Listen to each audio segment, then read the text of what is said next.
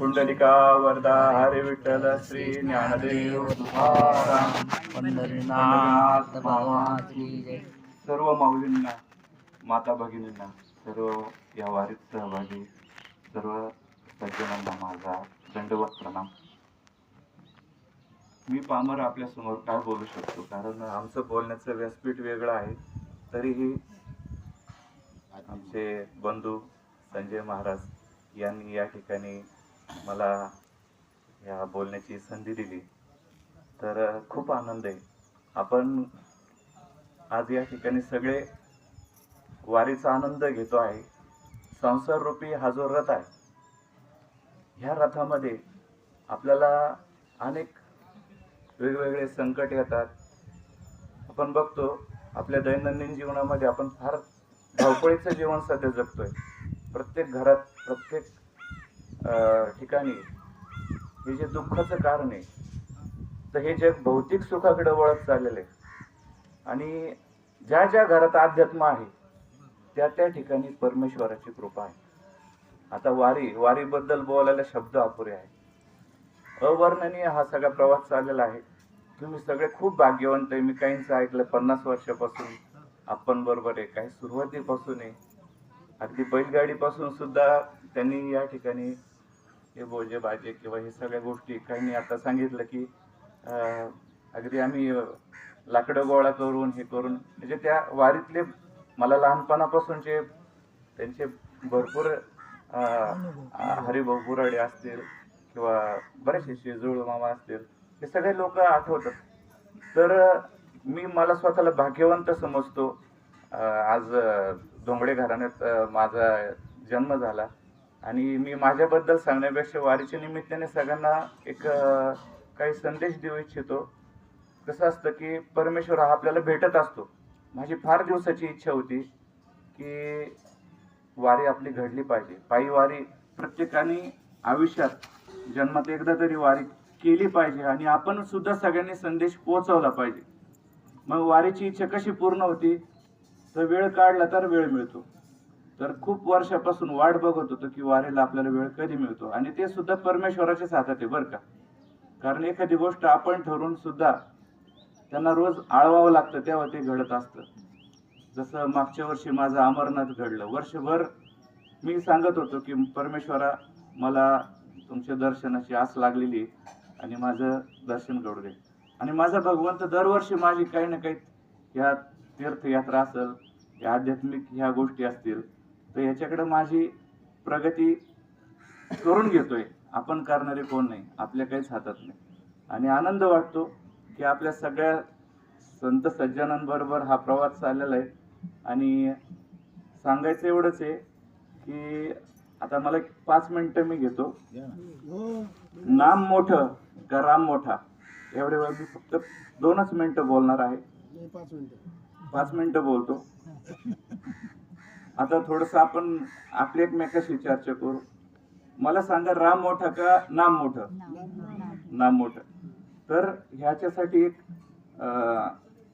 आपल्या रामायणाचा किस्सा सगळ्यांना माहिती आहे, दृष्टांत येतो. तर त्या दृष्टांतामध्ये एकदा, जसं आपल्या घरच्या चर्चा वेगळ्या असतात. पुरुष असतील तर तुझा मुलगा काय करतो, माझा मुलगा काय करतो, हे काय करतात, ते काय करतात. लेडीज असेल तर त्यांच्या चर्चा वेगळ्या असतात. परंतु ज्यावेळेस ऋषीमुनी त्या काळात एकत्र यायचे, तर त्यांच्या चर्चा होत्या. आणि त्या चर्चेतून एक चर्चा अशी निघाली की एक म्हणे राम मोठा आहे. का राम मोठा आहे? तर राम हे साक्षात भगवानाचा अवतार आहे, देवाचा अवतार आहे. दुसरे ऋषी म्हणे, आता प्रत्येक ठिकाणी 2 गट असतातच, आणि मग त्या दोन्ही गटामध्ये चर्चा सुरू होता होता होता एक गट म्हणतोय राम मोठा आहे, दुसरा गट म्हणतो नाम मोठं आहे रामाचं. ते म्हणे आपण ह्याची ना खात्री करू म्हणे. त्याच्यासाठी तिथून नारद मुनी चाललेलेच असतात, नारायण नारायण करत. आणि मग नारद मुनींना त्या ठिकाणी बोलवलं जातं आणि त्यांना विचारलं जातं की आमच्या दोन्ही गटामध्ये असे चर्चा चालू आहे की हे म्हणतात ते राम मोठे आणि हा दुसरा गट म्हणतोय की नाम मोठं आहे. ते म्हणे की आपण प्रॅक्टिकली पाहू, म्हणजे प्रत्यक्ष चला म्हणे. मग हे सगळे जातात आणि त्या ठिकाणी एक त्यांना आज्ञा दिली जाते की तुम्ही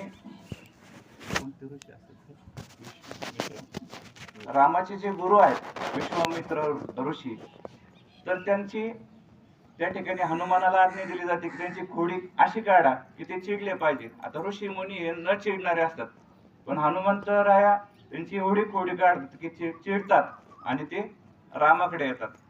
रामाला सांगतात तुझ्या या भक्तांनी मला खूप त्रास दिलाय, तू याला मृत्यूदंड कर. आता रामापुढे खूप मोठा प्रश्न निर्माण होतो की मृत्यूदंड करायचा भक्त आहे, पण तरी पण आता शेवटी गुरुची आज्ञा. मग दुसऱ्या दिवशी मृत्यूदंडाची त्या ठिकाणी उद्या सगळे जमायचं म्हणे. आणि मग सगळे जमतात, गावात सगळे अचंबित होतात की काय चालू आहे बाय, इकडं गुरु महत्वाचे, इकडं शिष्य महत्वाचं आहे. तर ठरलेली वेळ असते, सगळे जमतात.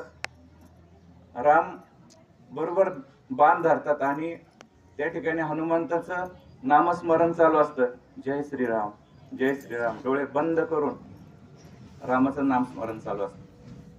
पहिला बाण मारतात, पहिला बाण जातो. दुसरा बाण मारतात, दुसरा बाण साईडनेच निघून जातो. कारण त्या ठिकाणी भक्तीच एवढी आहे, एवढी भक्ती की तो बाणच 2-3 बाण निघून जातात. 3 बाण निघून गेल्यानंतर ते म्हणतात आता ब्रह्मास्त्र काढ. आता गुरुची आज्ञा, परंतु ते तेवढेच नारद मुनी येतात. ते सगळा झालेली हकीकत सांगतात की मला हे सिद्ध करायचं होतं, मला माफ करा, मी हे सिद्ध केलं की तुमच्या नावात केवढी शक्ती आहे. आपण सगळे बघतोच आहे. मी मध्यंतरी राम सेतूला जाऊन आलो. अक्षरशः काय हा चमत्कार आहे. म्हणजे जे म्हणतात ना तुम्हाला की देव नाहीये, त्यांना म्हणा देव अनुभवायचा असेल ना, त्यासाठी भक्ती तेवढी आपली चांगली पाहिजे.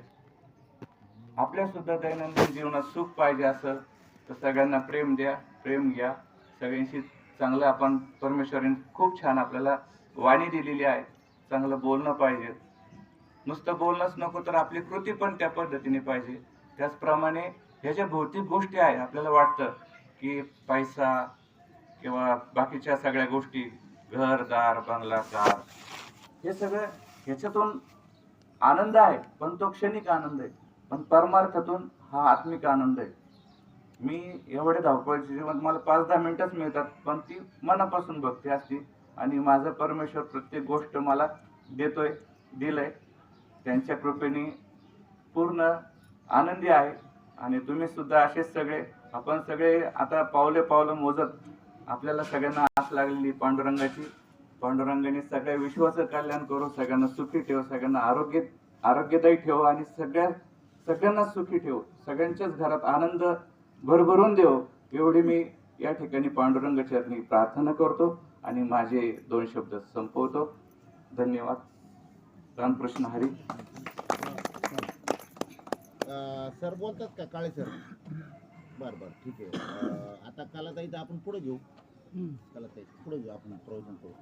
आता नवीन सरांना संधी देऊ आपण. या नाही नाही, या बोला बोला बोला.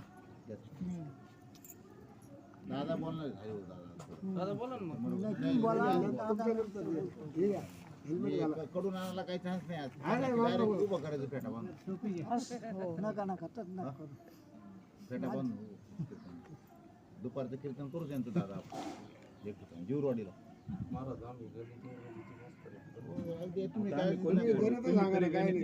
तुम्ही काय त्याच्यामध्ये शंकाच नाही. वा, त्याचा वेलो गेला. गगनावरी फुले वेचितासी बहरून आला मोगरा सालाबाद प्रमाणे 59 वर्षे वारीला पूर्ण झाले. आणि त्या वारीमध्ये अगदी पहिल्या दिवसापासून